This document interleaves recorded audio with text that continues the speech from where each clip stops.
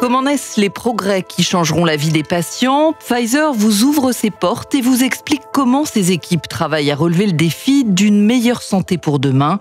La fabrique de l'innovation en santé est un podcast proposé par Pfizer. Empêcher que la maladie n'arrive ou qu'une pathologie existante n'entraîne des complications, identifier des profils à risque, des prédispositions, traiter la maladie au stade le plus précoce pour se donner les meilleures chances de la guérir, ce sont tous les enjeux de la prévention et du dépistage. Et en la matière, on dispose d'outils de plus en plus performants. Mais la culture de la prévention n'est pas pleinement encore au rendez-vous. Les Français n'ont pas forcément conscience encore des enjeux énormes d'une bonne hygiène de vie, du respect des recommandations vaccinales, du bon usage des médicaments, mais aussi de l'importance de dépistage régulier. Ces enjeux et les moyens qui sont à notre portée, on en parle dans cet épisode, avec à nos côtés le docteur Luca Molo, directeur médical Pfizer en France et vice-président, et Sylvie Troy, directrice médicale adjointe chez Pfizer.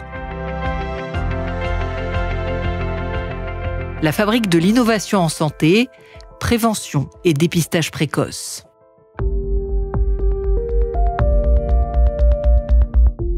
Luca Molo, bonjour. Bonjour. La prévention semble être devenue un sujet prioritaire, même au plus haut sommet de l'État. Est-ce que véritablement cette cause avance? Oui, ça avance, mais en France, on a plutôt une culture de médecine curative. Ça veut dire qu'on soigne une maladie quand elle est là. Mais on peut agir en amont pour prévenir certaines maladies. Par exemple, on peut dire que 40% des cancers seraient évitables grâce à la prévention en respectant une bonne hygiène de vie, pas de tabac, une bonne alimentation ou ne pas être sédentaire. Un autre exemple, ça pourrait être la vaccination. L'UNICEF évoque le fait que la vaccination des enfants sauve plus de 4 millions de vies chaque année. Alors en France, pourtant, tout le monde n'a pas pleinement conscience de ces enjeux de prévention. C'est vrai, on oublie à quel point la vaccination a changé le destin de l'humanité. Il a fallu que le Covid arrive pour se rendre compte que le vaccin était indispensable parce que ça nous a permis de regagner la liberté qu'on avait perdue pendant cette période. Mais l'adhésion à la vaccination en France reste toujours problématique. Je vous donne un exemple. La grippe. Les taux de vaccination des personnes éligibles ne dépassent pas les 51%, alors que l'objectif de santé publique est 75% pour être efficace. On a tendance à oublier dans les pays développés que certaines maladies comme la rougeole, avant la vaccination en 1963, tuaient 2 millions de personnes chaque année. Alors, la vaccination, c'est un élément de prévention, mais il y en a beaucoup d'autres. C'est aussi retarder l'aggravation d'une maladie, par exemple. Nous avons parlé de la prévention primaire, c'était la vaccination ou la protection dans le cas des maladies sexuellement transmissibles. Mais on a aussi la prévention secondaire, c'est-à-dire empêcher, retarder l'aggravation d'une maladie. Et la prévention tertiaire, qui est éviter la survenue des complications. Par exemple, on peut citer le diabète. Après plusieurs années, un diabète peut évoluer vers des complications chroniques qui peuvent atteindre le cœur, les artères, les yeux, les reins, les nerfs et les pieds. Donc, le respect d'un taux de glycémie équilibré et le suivi régulier de ces éventuelles complications sont un élément majeur de sa prise en charge. La prévention, c'est aussi respecter le bon usage des médicaments. Exactement. Les antibiotiques, par exemple, pris n'importe comment et n'importe quand, ont un effet délétère parce qu'ils peuvent contribuer à la dissémination et à la résistance des bactéries. Donc, il faut absolument promouvoir le bon usage des antibiotiques. Oui, parce que lutter contre l'antibiorésistance, c'est finalement prévenir le monde d'une grande menace sanitaire. Ah, tout à fait. Donc, les antibiotiques, c'est une des plus grandes découvertes de la médecine qui date des années 40. Aujourd'hui, ils sont victimes de leur succès. Une bactérie peut devenir résistante aux antibiotiques et les antibiotiques peuvent devenir inefficaces. Aujourd'hui, l'OMS estime que l'antibiorésistance est une des plus grandes menaces pour la santé mondiale. Oui, avec 12 500 décès chaque année en France, on peut dire que le problème de la résistance aux antibiotiques est déjà grave. C'est une situation qui est alarmante et la prise en charge des infections à bactéries résistantes coûte à la communauté européenne environ 1 milliard d'euros chaque année. Donc, une façon de limiter ou retarder l'émergence de cette résistance est d'utiliser des antibiotiques de manière raisonnable. Un exemple pour lutter contre l'antibiorésistance est, par exemple, utiliser des tests diagnostiques si on a mal à la gorge. Si le test diagnostique détecte qu'il s'agit d'une infection virale, les antibiotiques ne sont pas nécessaires. et on les prescrira seulement s'il s'agit d'une infection bactérienne. En tant qu'entreprise du médicament, vous avez chez Pfizer un rôle important à jouer en la matière et en matière de prévention d'une façon plus globale. Alors, d'une part, on travaille effectivement, comme on l'a dit tout à l'heure, sur le bon usage. Et donc, nous sensibilisons les médecins à la bonne utilisation des antibiotiques. Et il faut continuer à innover et produire de nouveaux antibiotiques qui sont nécessaires si on se retrouve dans une impasse thérapeutique. Il faut toujours avoir un coup d'avance sur une éventuelle résistance, en fait. Il faut toujours développer de nouvelles molécules parce que nous savons que très probablement, à terme, celles qui sont actuellement utilisées peuvent devenir résistantes. Du coup, il faut garder en dernier recours les produits innovants qui sont développés. Parallèlement à ça, nous avons lancé des actions et je peux citer un programme que nous avons rejoint en 2019 qui s'appelle Prevent to Care, c'est-à-dire prévenir et prendre soin, pour valoriser et récompenser les associations qui, dans le territoire, proposent des projets innovants au service de la prévention en santé. Un exemple, c'est le dépistage avec des bus dans des villages reculés à la campagne où les populations n'ont pas accès aux soins facilement. Sylvie Troy, bonjour. Bonjour. La prévention, ça passe aussi par un dépistage précoce, alors dépistage de maladies, dépistage de facteurs de risque et aussi de prédispositions génétiques. Tout à fait. Donc, nous avons des outils, des examens de plus en plus performants pour mener ces dépistages. Par exemple, la mammographie dans le cadre du dépistage du cancer du sein. Il faut donc en profiter parce que plus on dépiste tôt une maladie, plus elle sera à un stade précoce. Ça sera beaucoup plus facile. On aura plus de chances de la guérir avec des traitements le plus souvent un peu moins lourds ou agressifs que si on l'avait diagnostiqué tardivement. Alors, s'agissant des prédispositions à dépister, de quoi s'agit-il en fait ? Alors, en particulier, lorsqu'on a une histoire familiale avec une incidence élevée de certains cancers, donc par exemple, plusieurs membres de votre famille ont eu un type de cancer particulier, on est dans une population dite à prédisposition. Donc, dans cette population, il est fondamental de dépister, par exemple, un gène muté, et ça nous permettra d'adapter un suivi du patient avant que la maladie n'apparaisse, ou éventuellement de prendre des mesures pour empêcher l'apparition de cette maladie. Vous pensez aux maladies rares notamment aussi ?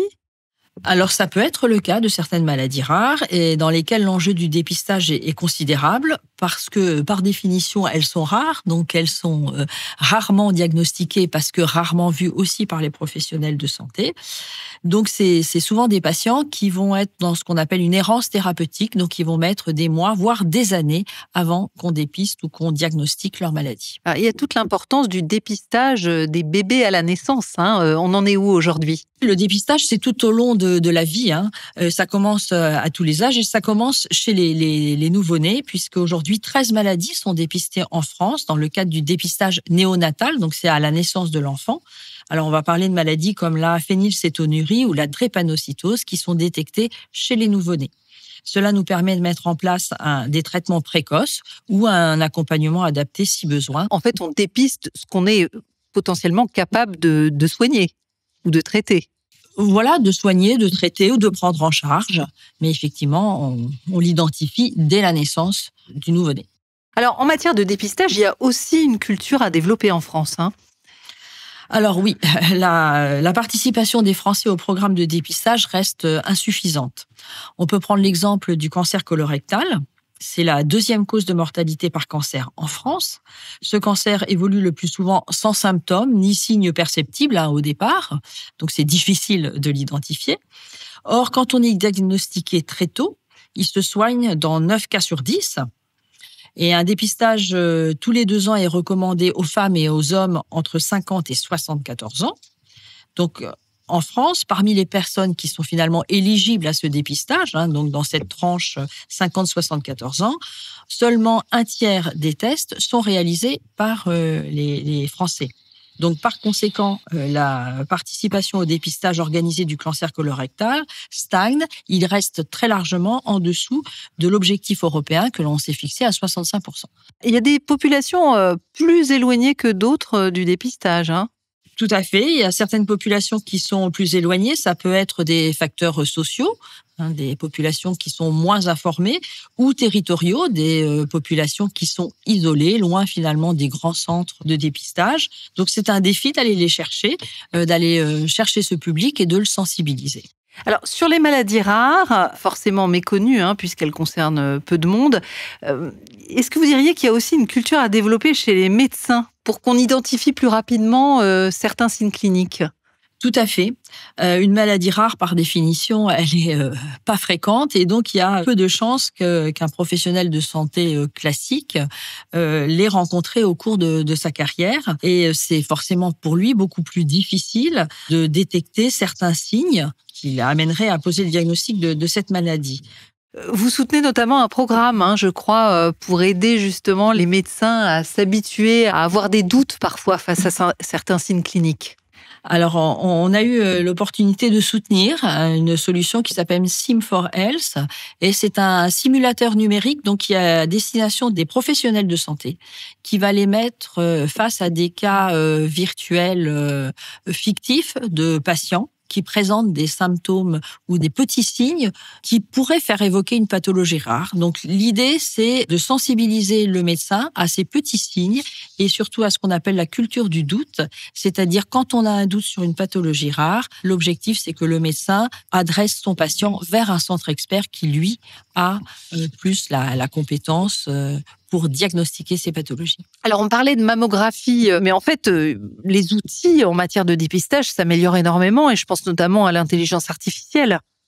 Absolument. Nous travaillons avec des startups qui développent des algorithmes. Alors, certains algorithmes qui peuvent, sur des examens de routine, finalement, permettre d'identifier un signe rare qui aurait pu échapper à l'œil ou à la vigilance d'un humain et ça nous permet de détecter des maladies finalement de façon très précoce. Lesquelles, par exemple ? Par exemple, l'amylose cardiaque. C'est quoi ?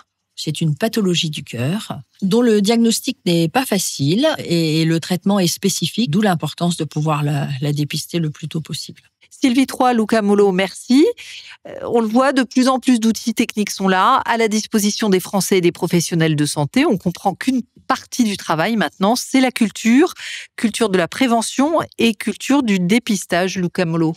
Il faut que les citoyens prennent conscience de l'importance de cet enjeu, qui est sanitaire, mais aussi économique. Car moins de maladies diagnostiquées en stade avancé, ça veut dire des traitements moins lourds, moins de répercussions sur la vie familiale, mais aussi sociale et professionnelle.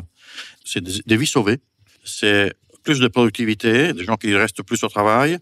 Donc, la prévention, il ne faut pas la considérer comme un coût, mais comme un investissement pour nous tous.